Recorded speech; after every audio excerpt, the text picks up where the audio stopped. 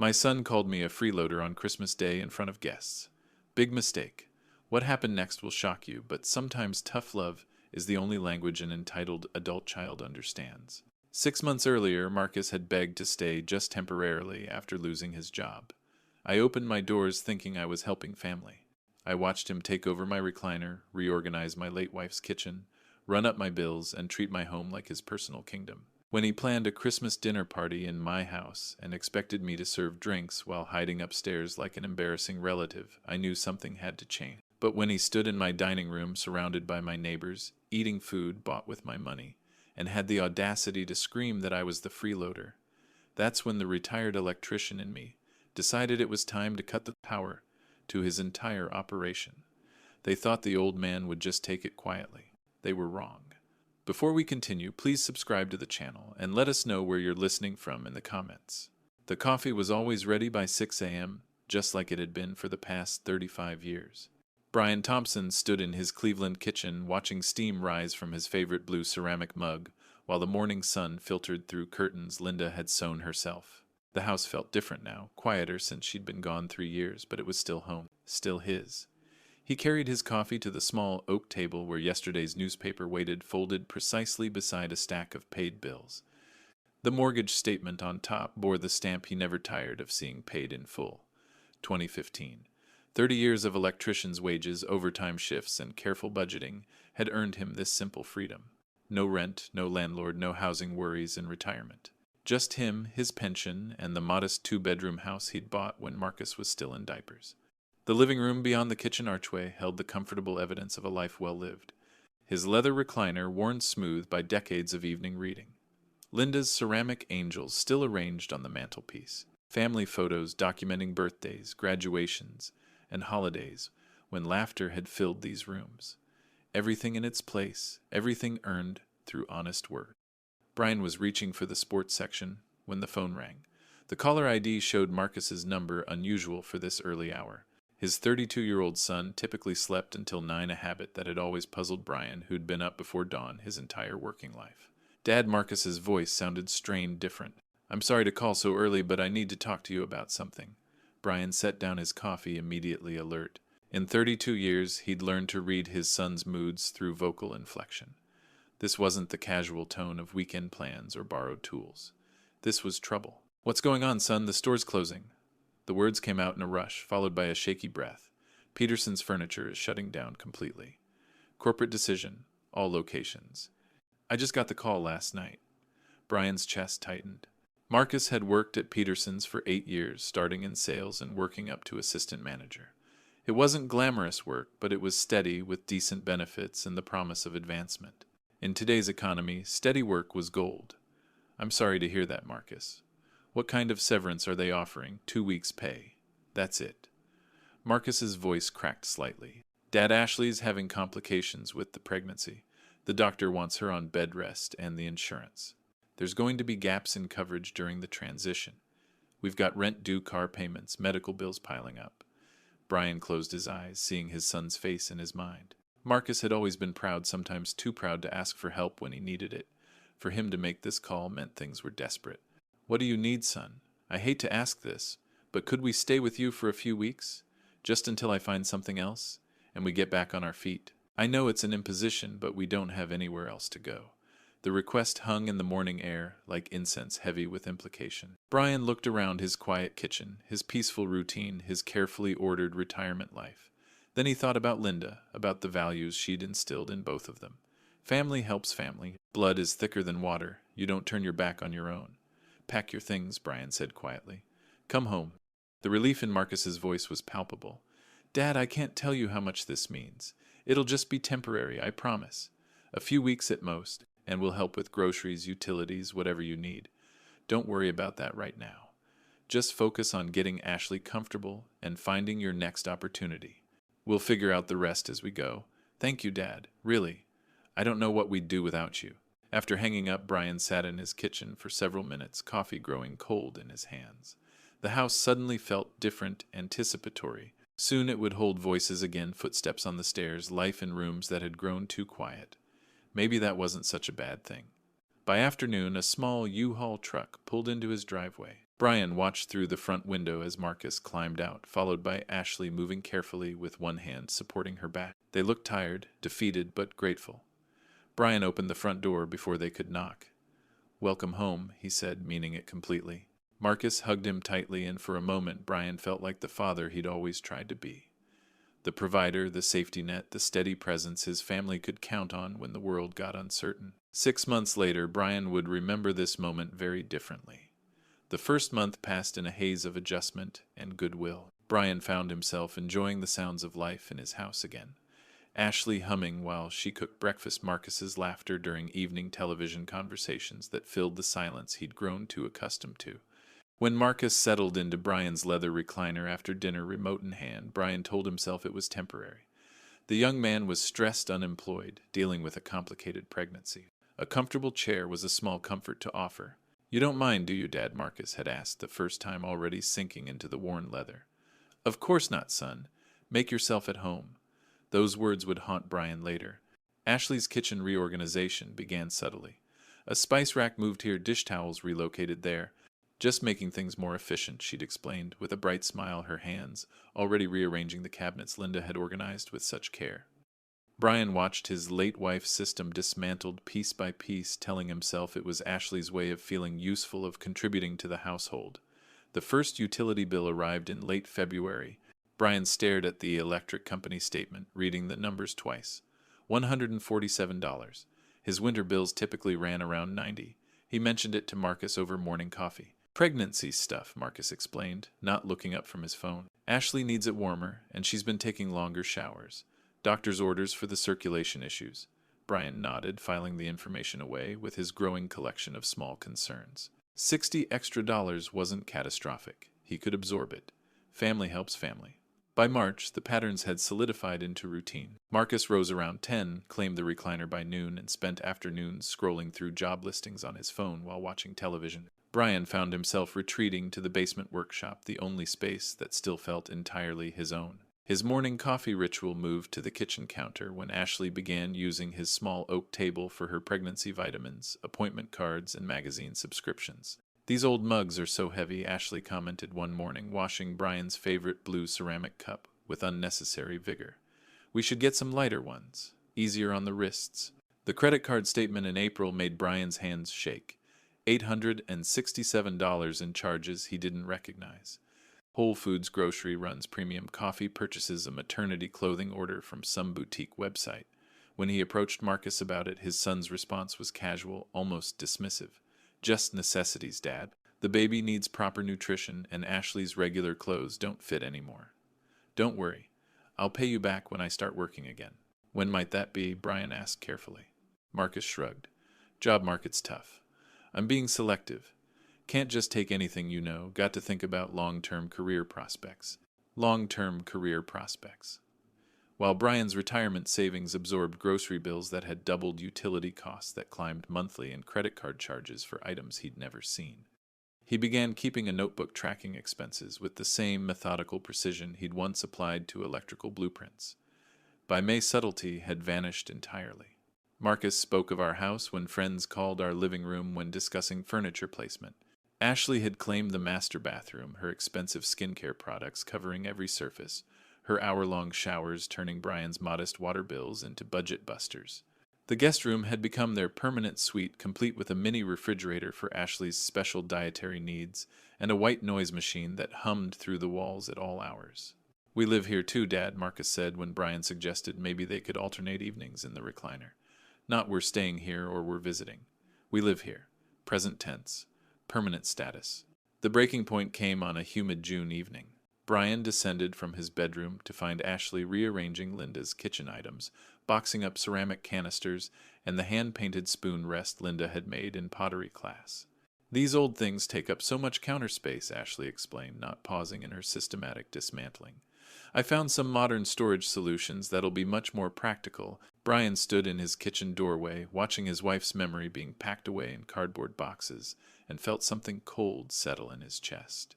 This wasn't temporary anymore. This wasn't helping family through a crisis. This was occupation colonization, the systematic erasure of his authority in his own home. That night he sat in his basement workshop, surrounded by the tools that had built this house, paid for this house, earned him the right to call it home. Upstairs, Marcus's television played too loudly. Ashley's laughter carried through the floorboards, and the dishwasher ran its third cycle of the day.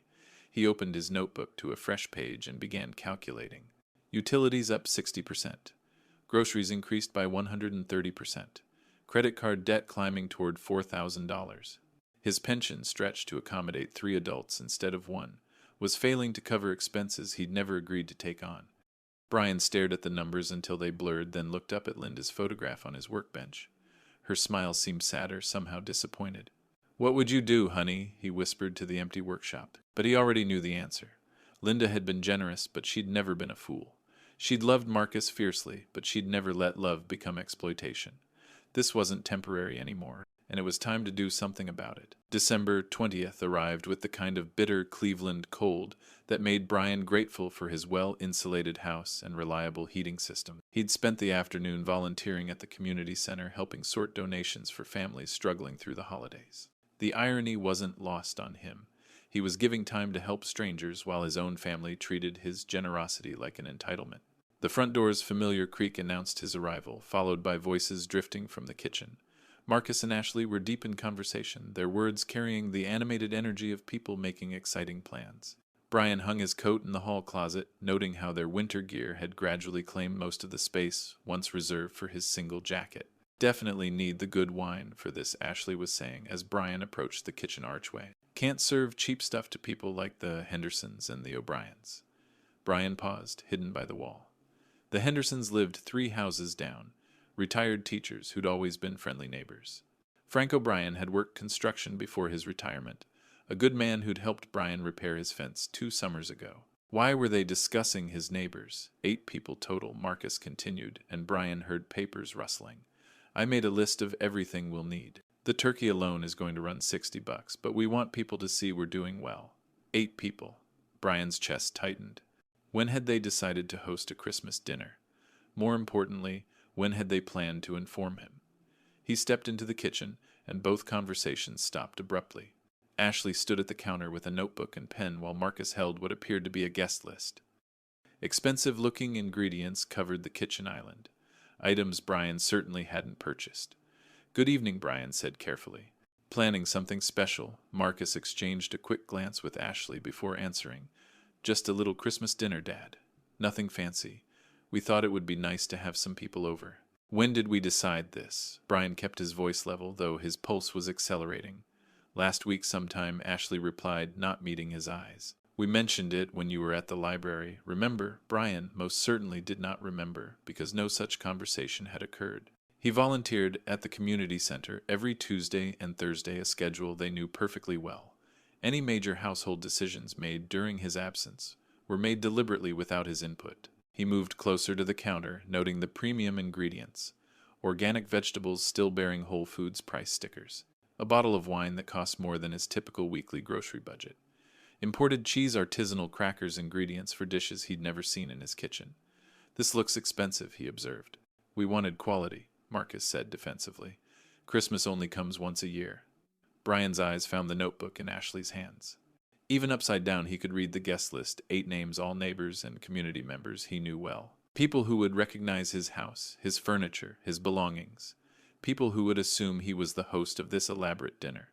"Who exactly did you invite?" he asked. Ashley rattled off names like items on a shopping list. The Hendersons, obviously. Frank and Mary O'Brien. The Johnsons from the corner house. Tom and Linda Martinez. And the Kowalskis, if they're not visiting their daughter. 8 people. In his house, eating food purchased with his money, none of whom had been invited by him. "And when were you planning to discuss this with me?" Marcus's expression shifted, taking on the patient tone one might use with a confused elderly relative. "Dad, it's just dinner. We've got everything handled. You don't need to worry about any of the details." "Don't need to worry?" "About a party in his own house. Using his kitchen, his dining room, his dishes." Brian felt heat rising in his chest, the kind of anger he'd learned to control during 40 years of dealing with difficult contractors and demanding supervisors. "Where exactly am I supposed to be during this dinner party?" The question hung in the air like smoke from an electrical fire, dangerous, acrid, impossible to ignore. Ashley's pen stopped moving across her notebook. Marcus shifted uncomfortably, suddenly finding the expensive cheese very interesting. Well, Ashley said slowly, we thought you might prefer to stay upstairs. You know how you like your quiet evenings. All the noise and conversation might be overwhelming. Stay upstairs. In his own house, while his son and daughter-in-law entertained his neighbors with his food in his rooms at his table. Brian stared at them, both seeing clearly for the first time just how completely they'd rewritten the terms of their arrangement. Let me understand this, Brian said quietly. You've planned a dinner party in my house, invited my neighbors, purchased expensive food with my money, and expect me to hide upstairs like some embarrassing relative.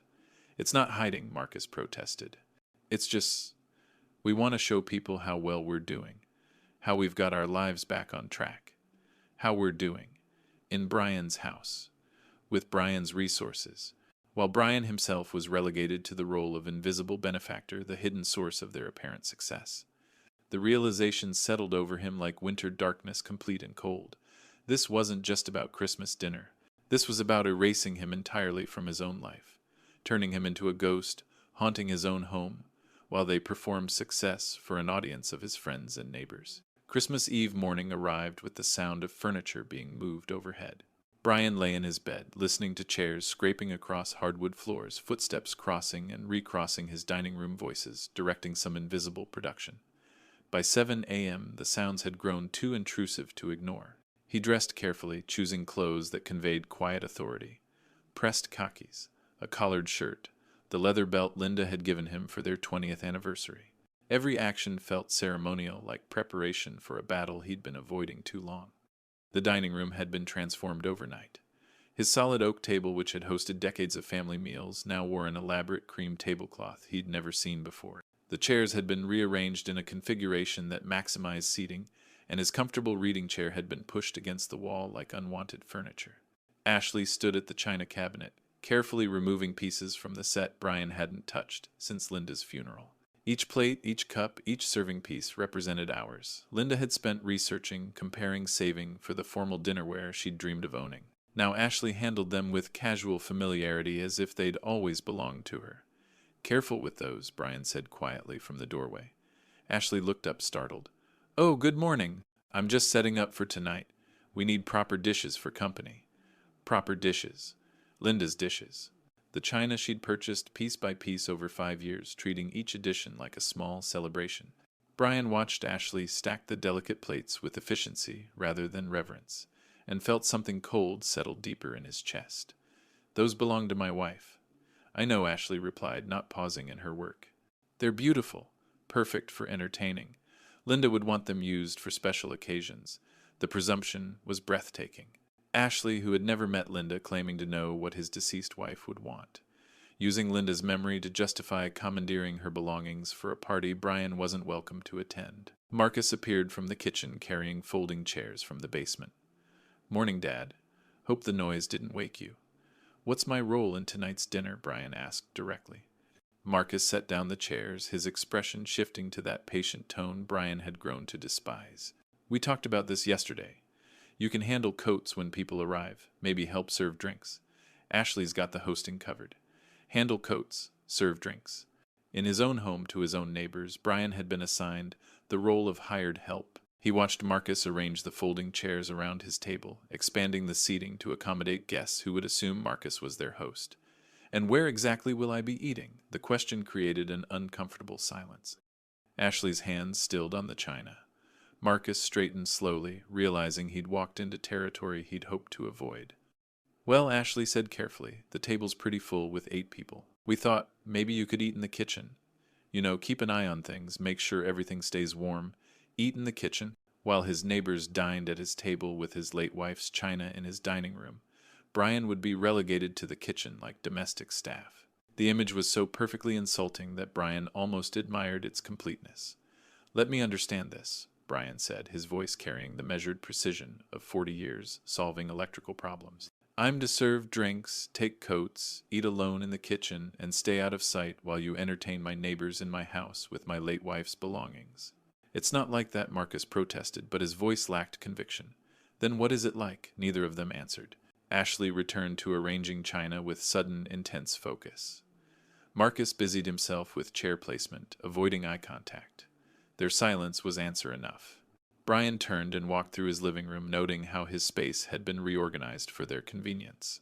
His magazines stacked neatly out of sight, his reading glasses relocated to some drawer, his presence erased as thoroughly as if he'd never lived here at all. In the basement workshop, surrounded by the tools that had built this house and paid for this house, Brian sat in his old wooden chair and stared at Linda's photograph. Her smile seemed sadder now, disappointed not in him but for him. "I know what you'd say, honey," he whispered to the image. "You'd tell me to be gracious, to think of family first, to let it go for the sake of peace." But Linda had never faced this level of disrespect. Linda had never watched strangers systematically erase her from her own home while performing gratitude for an audience. Brian opened the drawer of his workbench and retrieved a small notebook, the same one where he'd been tracking their financial exploitation.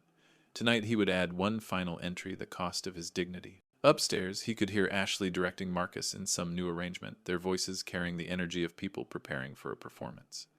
His performance, funded by his money, staged in his home, while he played the role of invisible benefactor. Brian closed the notebook and returned it to the drawer. Then he stood straightening his shoulders with the same decisive motion he'd used countless times before tackling difficult electrical problems. Some problems required delicate solutions. Others required cutting power to the entire system. Tonight, Brian would decide which approach this situation demanded. The doorbell rang at exactly 6 o'clock, its familiar chime echoing through a house that no longer felt familiar. Brian straightened his collar and walked toward the front door, but Marcus appeared from the kitchen first, intercepting him with the smooth confidence of a man greeting guests in his own home. "I've got this, Dad," Marcus said, his hand already on the doorknob. "You can handle the coats." Through the frosted glass, Brian could see two bundled figures on his front porch. Helen Martinez from down the street, carrying what appeared to be a covered dish, and Frank O'Brien stamping snow from his boots on the mat Brian had placed there 15 years ago.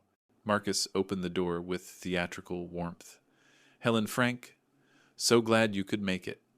Welcome to our home." Our home. The words hit Brian like a physical blow, but he maintained his composure as Helen stepped inside, her face bright with seasonal cheer. "Marcus, what a lovely invitation," Helen beamed, unwrapping her scarf. "I brought my famous green bean casserole, and this house always looks so beautiful at Christmas." Brian moved forward, automatically extending his hands for their winter coats. Helen handed him her wool coat with the distracted politeness one shows to service staff, her attention focused entirely on Marcus. Frank followed suit, passing Brian his heavy jacket while keeping his eyes on their apparent host. "Beautiful place you've got here," Frank said to Marcus, though his experienced contractor's eye was already taking in details that didn't quite align. The family photos on the mantel showed decades of Brian and Linda, not Marcus and Ashley. The furniture bore the settled comfort of long habitation, not the careful arrangement of new homeowners. "Thank you," Marcus replied smoothly, gesturing toward the living room. "We've worked hard to make it feel like home. Can I get you something to drink? Wine, beer, something stronger?" Brian hung their coats in the hall closet, listening to his son offer beverages from his bar cart in his living room to his neighbors. The performance was flawless in its audacity. Marcus moved with the casual authority of ownership, while Brian became invisible, a helpful presence, managing the mundane tasks of hospitality. The doorbell chimed again. More neighbors arriving, more greetings directed toward Marcus, more coats handed to Brian without acknowledgement. Tom and Linda Martinez from the corner house carrying a bottle of wine wrapped in festive paper. The Kowalskis, despite their daughter's visit plans, drawn by curiosity about the Thompson family's apparent prosperity. "Such a wonderful home," Linda Martinez commented, admiring the Christmas decorations Brian had arranged himself. "You must be so proud of what you've accomplished." The comment was directed at Marcus, who accepted it with gracious humility. "We've been very fortunate," he replied, as if fortune rather than 40 years of Brian's labor had created this comfort. Brian moved through his own living room like a ghost, collecting empty glasses, offering refills, maintaining the seamless service that kept Marcus's performance running smoothly. His neighbors, people who'd waved to him from their yards, who'd borrowed tools and shared weather complaints, looked through him as if he were hired help rather than the homeowner.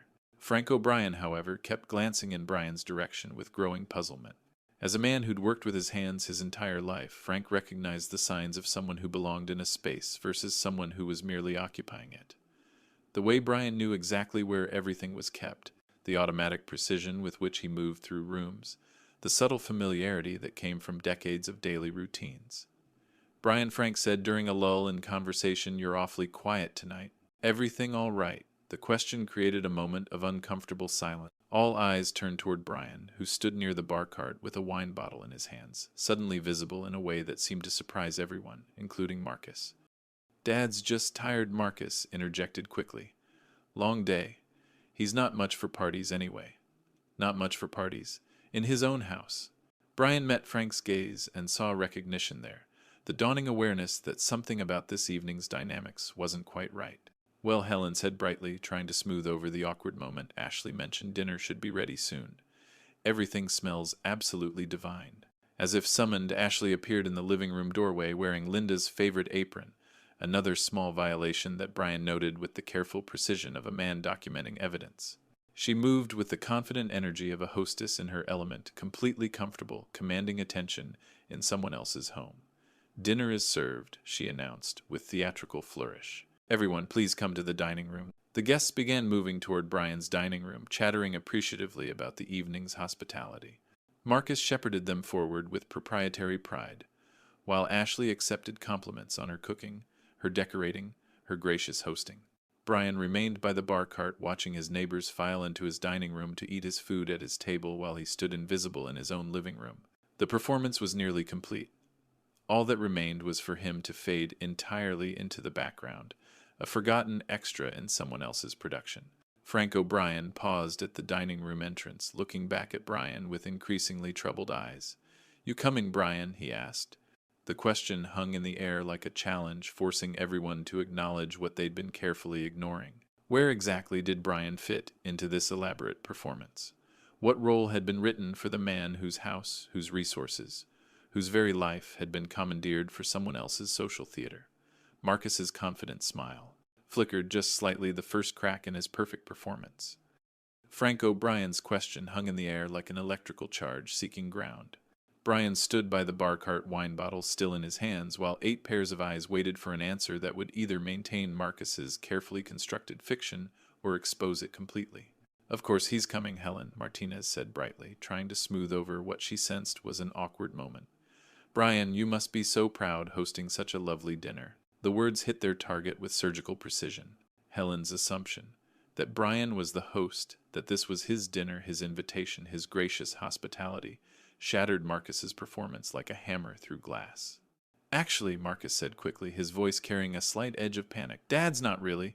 The table's pretty full with 8 people." Frank's weathered face creased into a frown. As a man who'd spent 40 years reading building plans and solving structural problems, he recognized when something fundamental didn't add up. "Full," Frank repeated slowly. In his own dining room, the question landed like a physical blow. Suddenly, the careful fiction Marcus had constructed began collapsing under the weight of simple logic. Why would Brian Thompson not have a seat at his own dinner table? Why would the homeowner be relegated to serving drinks while someone else played host? "It's complicated," Ashley interjected from the dining room doorway, but her voice lacked conviction. "No," Frank said, his tone carrying the authority of a man who'd supervised construction crews for decades. "It's not complicated. Whose house is this?" The silence that followed was profound. Linda Martinez looked from Marcus to Brian with dawning understanding. Tom Kowalski's expression shifted from polite confusion to something approaching shock. Helen's cheerful smile faded as the implications of Frank's question became clear. "Well," Marcus stammered, "we all live here together. It's a family arrangement." "That's not what I asked." Frank pressed his contractor's instincts engaged. "I asked whose house this island? Who pays the mortgage? Who's on the deed?" Brian watched his neighbors' faces as understanding dawned. These were people who'd lived in the neighborhood for years, who remembered when he and Linda had bought this house, who'd watched him maintain it, improve it, pour his life into making it a home. They knew the answer to Frank's question, even if they'd temporarily forgotten it in the face of Marcus's confident performance. "Brian's lived here for 30 years, Helen said quietly, her voice carrying new awareness. "This is Brian's house." The words fell into the room like stones into still water, creating ripples of realization that reached every corner. Tom Martinez straightened in his chair. Linda Kowalski's mouth formed a small O of understanding. The careful social dynamic Marcus had orchestrated began crumbling as his audience finally saw through the performance. "Look," Marcus said, his voice rising slightly, "it doesn't matter whose name is on papers. We're family. We all contribute. How Frank's question was surgical in its simplicity. How do you contribute? Marcus's face flushed red. Ashley moved closer to him as if physical proximity could somehow shore up their collapsing narrative. The other guests watched with the fascinated horror of people witnessing a car accident in slow motion. We help with household things, Ashley offered weakly. Like what Frank wasn't backing down. Cooking, cleaning, paying bills, the questions came like arrows, each one finding its mark. Brian remained silent, letting the truth emerge naturally from his neighbor's growing awareness. He didn't need to defend himself. The facts were defending him. This is getting uncomfortable, Helen said, but her discomfort was clearly directed at Marcus and Ashley, not at Frank's questions. You know what's uncomfortable? Frank stood slowly, his height giving him additional authority in the suddenly charged room. Watching a man get pushed around in his own home, the words hit like a physical blow. Marcus's careful facade cracked completely, revealing the desperate panic underneath. He looked wildly around the room, seeking allies who were no longer there, support that had evaporated under the harsh light of truth. You don't understand the situation, Marcus said, his voice cracking. I understand perfectly, Frank replied, and so does everyone else in this room. Brian moved toward the dining room, drawn by some instinct toward his rightful place at his own table. But Marcus stepped directly into his path, blocking him with the desperate aggression of a cornered animal. Where do you think you're going? Marcus's voice carried an edge of hysteria that made several guests step back. Brian looked at his son calmly, seeing clearly for the first time the man Marcus had become. Not the grateful child seeking temporary help, but an entitled adult who'd mistaken generosity for weakness, kindness for stupidity. To sit at my table, Brian said quietly. Your table? Marcus's voice rose to near shouting. You think you own everything here? The question was so absurd, so completely divorced from reality that several guests actually gasped. Brian did own everything here. The house, the table, the dishes, the food, even the utilities keeping the lights on and the heat running. Marcus's question revealed just how completely he'd lost touch with basic facts. Yes, Brian said simply, I do. The calm certainty of his response seemed to drive Marcus over some invisible edge. His face contorted with rage, his hands clenched into fists, and Brian realized with crystal clarity that his son was about to do something that would destroy any remaining sympathy the room might have held for him. The dining room held its breath, waiting for Marcus's next move. The dining room held its collective breath as Marcus stood between Brian and the table, his face flushed with desperate rage, his hands trembling with barely controlled fury. 8 neighbors watched in stunned silence as 32 years of enabling and excuses finally reached their inevitable conclusion. You think you own everything. Here Marcus's voice cracked with hysteria. You think you can just push us around because you have some papers. Brian remained perfectly calm, his voice carrying the measured authority of a man who'd spent 40 years solving problems under pressure. Marcus, step aside. I'm going to sit at my table. Your table, Marcus's laugh was sharp, brittle-edged with madness. Your house, your everything. His voice rose to a shout that made Helen Martinez flinch backward. You're nothing but a freeloader here. The words exploded into the dining room like a grenade, creating a silence so complete that the tick of the mantel clock sounded like gunshots. 8 faces registered identical expressions of shock, disbelief, and dawning horror. Frank O'Brien's mouth fell open. Linda Kowalski gasped audibly. Tom Martinez actually stepped backward as if physical distance could somehow protect him from witnessing such spectacular disrespect. Brian stood perfectly still, letting the accusation hang in the air like smoke from an electrical fire. His son had just called him a freeloader. In his own house, in front of his neighbors. Using his dishes, eating his food, surrounded by his possessions, warmed by his heat, illuminated by his electricity. The irony was so complete, so perfectly inverted from reality, that Brian almost smiled. A freeloader, Brian repeated quietly, his voice carrying across the shocked silence with crystal clarity. In my own house. You heard me, Marcus snarled, his desperation driving him deeper into territory from which there could be no return. All you do is sit around, act like you're doing us some big favor when really you're just Marcus. Frank O'Brien's voice cut through the tirade like a blade. Stop talking. Right now. But Marcus was beyond hearing, beyond reasoning, beyond any hope of salvaging dignity from the wreckage of his performance.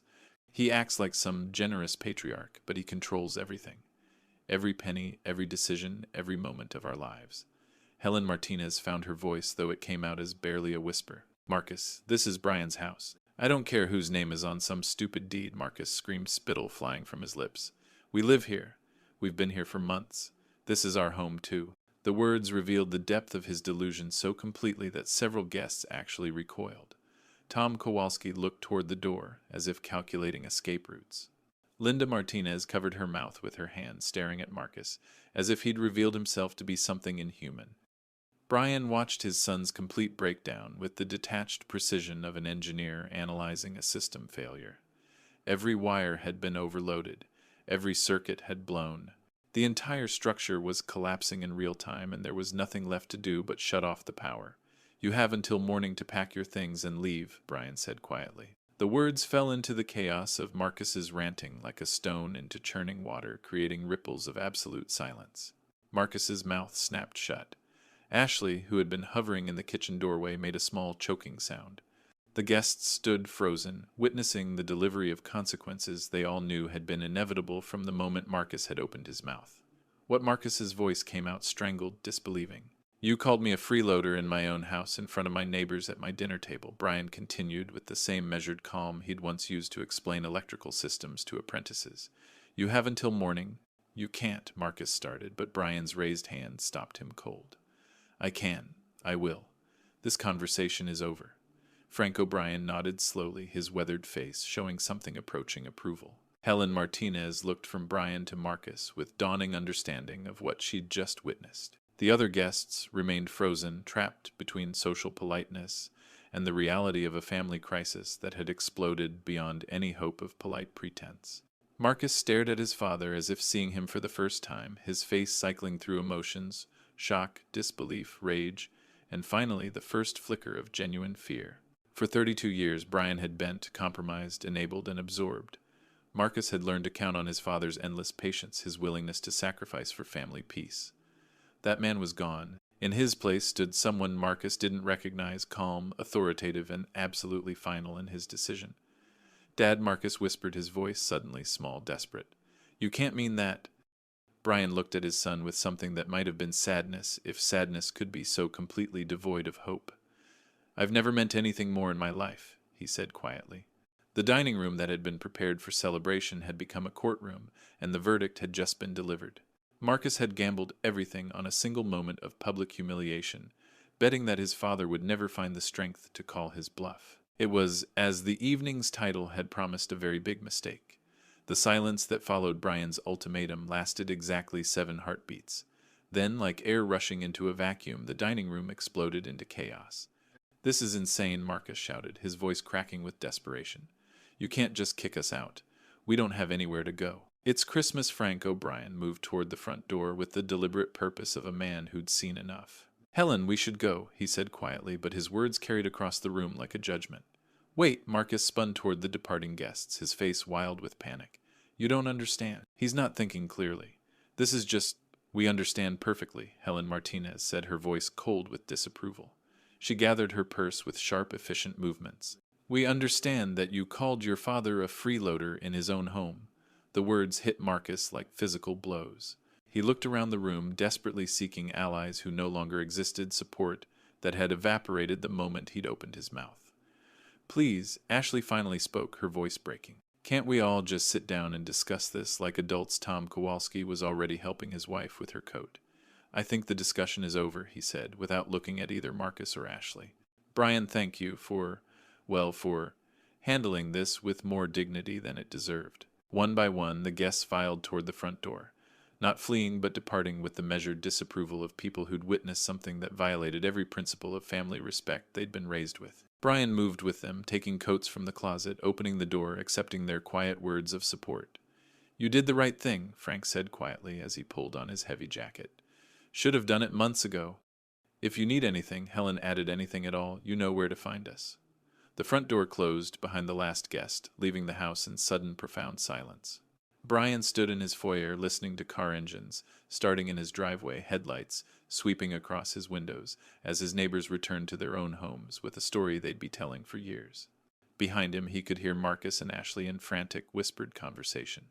Fragments of desperate planning drifted from the dining room. "Can't be serious. Nowhere to go. Call someone." Brian walked to the kitchen phone, the same wall-mounted unit that had hung there for 20 years. His fingers found the numbers with steady precision. 911. 911. "What's your emergency?" "This is Brian Thompson at 1247 Maple Street. I need assistance removing unauthorized occupants from my property. The dispatcher's voice was professional, efficient. Are you in immediate danger, sir? No immediate danger. This is a civil matter. 2 adults who have been living in my home without lease or rental agreement. I've asked them to leave and they've refused. Officers will be dispatched within the hour. Do you have documentation of property ownership? Yes, ma'am. Deed, mortgage records, utility bills, all in my name. Please have those ready for the responding officers. They'll need to verify ownership before proceeding. Brian hung up the phone and stood for a moment in his kitchen, surrounded by the evidence of 8 months of exploitation. Ashley's expensive skincare products still cluttered the counter. Marcus's protein supplements lined the windowsill. The refrigerator held premium foods he'd never purchased, wines he'd never selected. Tomorrow it would all be gone. From the dining room came the sound of chairs, scraping footsteps, moving quickly between rooms. Marcus appeared in the kitchen doorway, his face pale but determined. Dad, we need to talk about this. You're making a mistake. The mistake was made 6 months ago, Brian replied calmly, when I believed temporary meant temporary. We can work this out. Set up a payment plan, contribute more to household expenses. We don't have to do this the hard way. Brian looked at his son, really looked at him, seeing clearly for the first time the man Marcus had become. Entitled, manipulative, willing to humiliate his own father in front of neighbors rather than accept responsibility for his choices. The hard way was calling me a freeloader at my own dinner table, Brian said quietly. Everything after that is just consequences. Marcus's face cycled through emotions. Anger, desperation, disbelief, fear.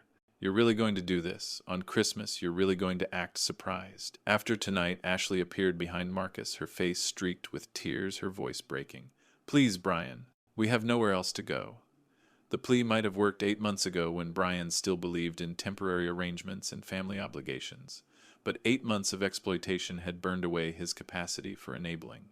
8 months of watching his generosity twisted into entitlement had taught him the difference between helping family and being used by them.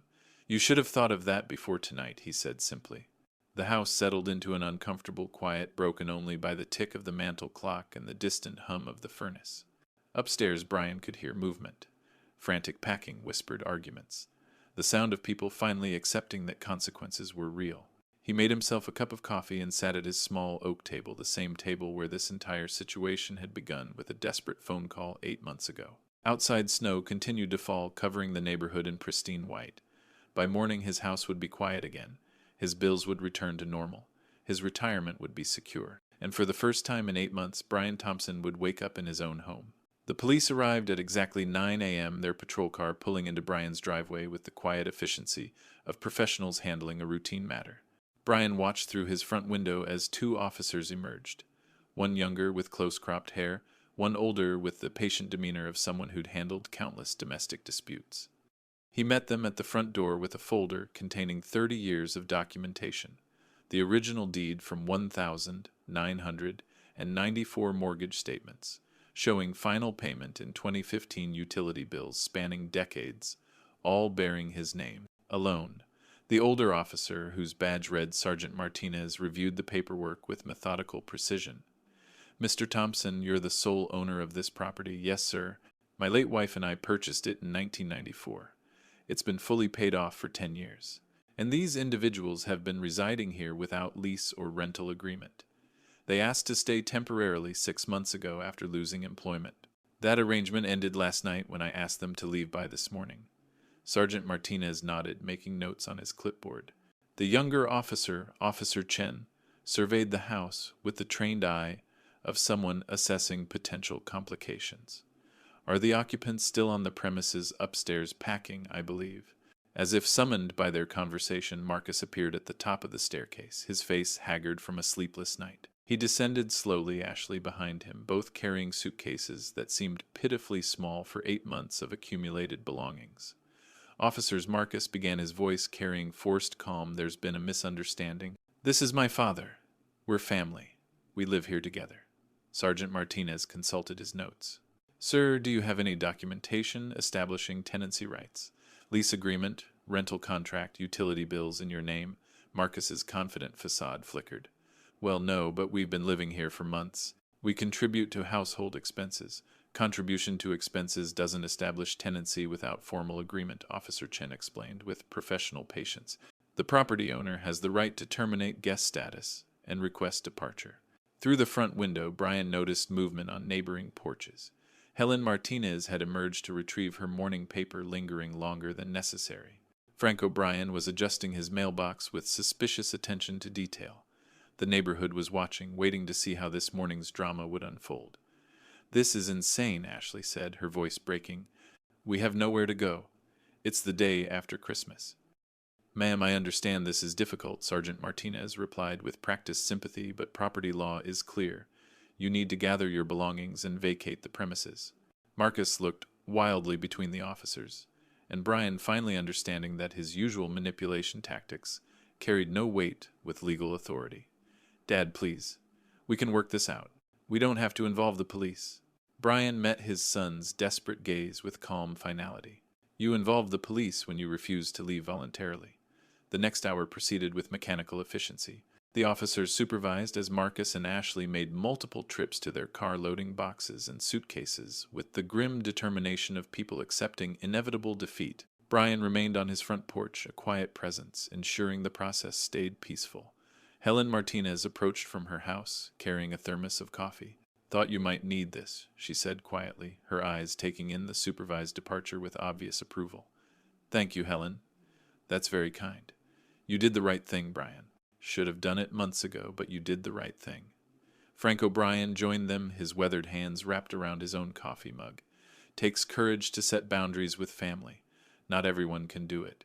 Their support felt like warm sunlight after months of living in shadow. These were his people, neighbors who understood the value of honest work, earned respect and mutual consideration. Their validation mattered more than any family obligation twisted into exploitation. Marcus emerged from the house carrying the last box, his face a mask of controlled fury. He loaded it into their overloaded sedan, then turned toward Brian with one final attempt at emotional manipulation. "I hope you're happy," he said, loud enough for the officers and neighbors to hear. "Throwing your own son out on the street." Brian looked at Marcus calmly, seeing clearly the man his son had chosen to become. "I'm not throwing you out. I'm declining to continue enabling you." The distinction was crucial, and everyone present understood it. Marcus had made his choices: to exploit rather than contribute, to demand rather than earn, to humiliate rather than respect. Brian was simply refusing to subsidize those choices any longer. Marcus slammed the car door with unnecessary force. Ashley climbed into the passenger seat, her face streaked with tears that might have been genuine or performed for the watching audience. The engine started with a reluctant cough, and the overloaded sedan backed slowly out of Brian's driveway. Sergeant Martinez approached with his clipboard. "Mr. Thompson, if there's any harassment or attempted return, don't hesitate to call. You've got every right to peaceful enjoyment of your property." "Thank you, officers. I appreciate your professionalism." The patrol car followed Marcus's sedan down Maple Street, ensuring the departure was complete. Brian stood on his front porch, watching both vehicles disappear around the corner, taking with them 8 months of stress, exploitation, and diminished dignity. The neighborhood settled back into its normal rhythm. Helen returned to her house with a satisfied nod. Frank clapped Brian's shoulder before heading home. The morning air felt cleaner, somehow lighter. Brian walked through his front door into a house that was finally completely his own again. The silence wasn't empty. It was full of possibility. His favorite coffee mug sat clean in the dish drainer. His reading chair waited in its proper position. His home had been restored to its rightful owner. Outside snow continued to fall on a world where actions still had consequences, where respect was still required, and where a man's home remained his castle. 3 days later, Brian sat in his leather recliner with the morning newspaper and his favorite blue ceramic mug, listening to the profound silence of his own home. The utility bills had already begun their return to normal. No hour-long showers, no constantly running dishwasher, no premium cable channels he'd never ordered. His pension stretched comfortably across expenses he'd chosen, not ones imposed upon him by ungrateful occupants. The neighborhood had rallied around his decision with quiet approval. Helen Martinez had brought homemade soup just because. Frank O'Brien had stopped by to help move furniture back to its proper arrangement. Even the mailman had commented on how peaceful the house seemed. Word traveled fast in their close-knit community, and the consensus was unanimous: Brian had done what needed doing. He'd found Marcus's expensive watch on the kitchen counter that first morning, apparently forgotten in the rush to pack. Brian had placed it on the front porch with a simple note, "You left this." By evening it was gone, retrieved without apology or acknowledgement, which told him everything he needed to know about his son's capacity for reflection. The house felt larger now, not because of physical space, but because of emotional freedom. Brian could read in his chair without interruption, cook simple meals without expensive ingredients he couldn't afford, and wake each morning to the sound of his own choices, rather than someone else's demands. The Christmas decorations remained up longer than usual, not from laziness, but from pure enjoyment of their peaceful beauty. Linda's photograph smiled at him from the mantel, and for the first time in months, Brian felt worthy of her memory. She would have understood he knew. Linda had believed in generosity, but she'd also believed in self-respect. She would have supported his decision to reclaim the dignity they'd built together in this house. Sometimes love meant saying yes, sometimes it meant saying no. The hardest lessons in parenting came when you realized that enabling someone's worst impulses wasn't kindness. It was cruelty disguised as compassion. Brian folded his newspaper and rose to start his day. Outside, snow covered the neighborhood in pristine white, and the world felt full of possibilities. He had learned something valuable in his 63rd year home. Wasn't just a place you owned, it was a place where you were respected. And for the first time in 8 months, Brian Thompson was truly home. If you enjoyed this story, please like this video, subscribe to our channel, and share your thoughts in the comments below. Your support helps us continue bringing you stories about courage, dignity, and the importance of standing up for yourself. Thank you for listening.